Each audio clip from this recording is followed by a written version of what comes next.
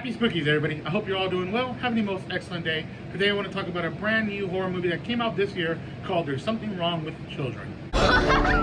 We got a big hike planned for us tomorrow. Can we just do some fun indoor activities? Yeah, like drinking.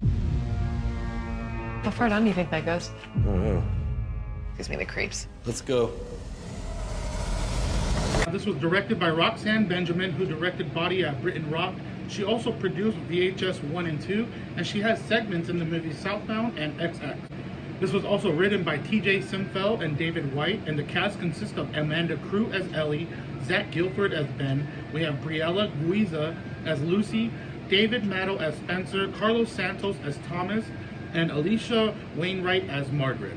Now this is about a weekend getaway. We have a couple tagging along with a family. They're going, I don't know, some like cabins, some really nice cabins. And at one point in the beginning of the movie, they take a hike through the woods and they come across these sort of ruins. And for whatever reason, the kids seem to be drawn and they want to go back later on at night. They mention it.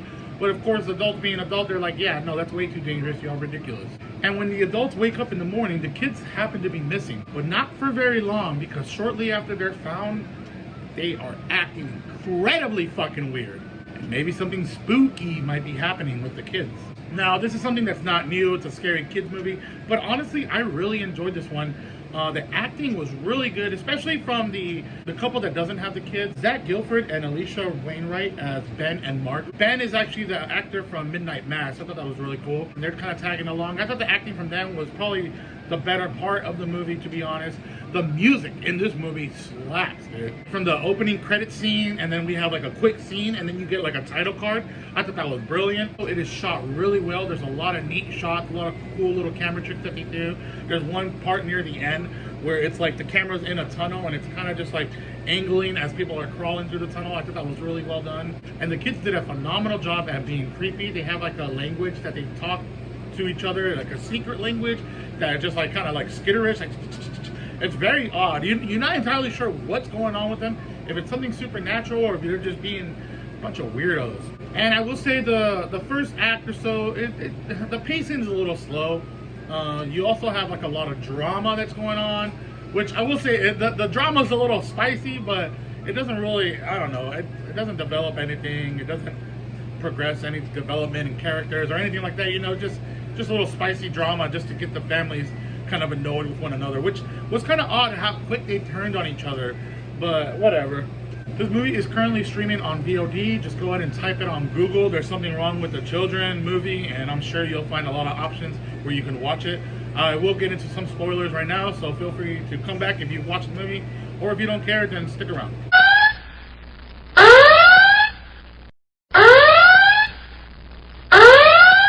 Yo, screw these kids, okay? I don't care. They are so creepy. And it drives me mad that like only one person is noticing it. He's even questioning his own sanity, Ben, because at some point early on and throughout the movie, you kind of find out little stuff about them. Not too much, but I guess Ben has like mental health issues. So he's dealing with that, and he's not entirely sure if he's just fucking losing it and having another episode. So the way they kind of toyed with that was interesting. It's kind of weird though, because I don't know if the kids are kind of like playing mind tricks on him, because there's a part where one of the kids offers him like a bag of potato chips, and inside there's like roaches and shit like that, and then he turns away, and then another second the roaches are gone. So you're not entirely sure, but by the end of the movie you're like, yeah, oh yeah, these kids are fucked up. They are weird. They are smiling and having nosebleeds at the same time. It is so creepy. And honestly, I'm not sure what they're supposed to be, because there's parts near the third act where you see their shadows walking through like a hallway, like as one of the adults are hiding, and it looks like they have like tentacles and maybe possibly wings, but then as they come around the corner they just look like kids. So I don't know if they're just supposed to be like creatures that take over the body of the kids, because what happens is when the kids go missing, Ben goes to look for them, and he has an idea. He's like, you know what, I think they probably went to that fucking cave. He sees them there, they kind of give him this like, you know, turn back around, look at him, smile, and they literally just like tilt forward and fall down the pit. And there was like this very dramatic moment where Ben just cannot believe what he saw. Like his reaction to that was genuine. I was like, holy shit, this is crazy. And he's so shooken up, and he calls his girl, and he's trying to like get out the words, and she's back at the cabin, and as he's about to tell her what he saw, the kids come running out of the other cabin with the parents. So when he gets back, he is so just like, bro, I saw this. And he tries to explain it, but his wife doesn't really believe him, and you know, shit just starts popping off when the other parents find out that the kids went missing. I thought the drama between the parents was a little stupid. I don't know. They got really mad at each other really quick, and then they started throwing out personal information. The two wives have their talks in the beginning that we see, but the husbands don't. And then shit just starts coming out left and right, like, oh, this is why you did this, and it just puts everybody on blast. I'm like, okay, this is not needed, but I was high, so it was a little spicy. And honestly, I really just enjoyed this movie. I saw some reviews and people were just saying, you know, this is nothing new. And I get it. Yeah, it's a little slow. I get that too. But it was cool. The music had me interested. The sound design in the movie was good. Like whenever somebody was hiding, the music wasn't overbearing and it was really done well. Anyways, with that being said, I'm going to go ahead and shut up. I hope you all had a great time watching me ramble on about this movie. This might be the first 2023 movie I've seen. No. I watched Megan.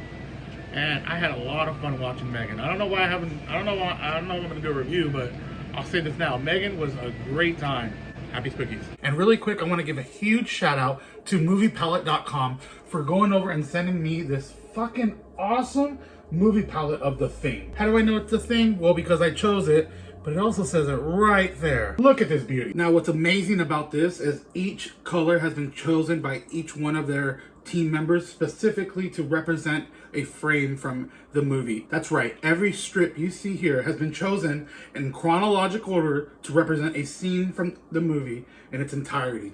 So technically I have the whole movie in one freaking palette. How amazing is that? Also, you know what's really cool? They also gave me a code to share with all of you to get 15% off your order. So go ahead and use Freddy15 when you order to get 15% off.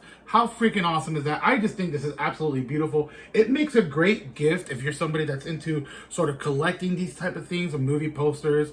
Also, it makes an awesome gift for a significant other. They also have a variety of movies from Star Wars to Coraline. So go ahead and check them out. Again, use the code Freddy15 for 15% off.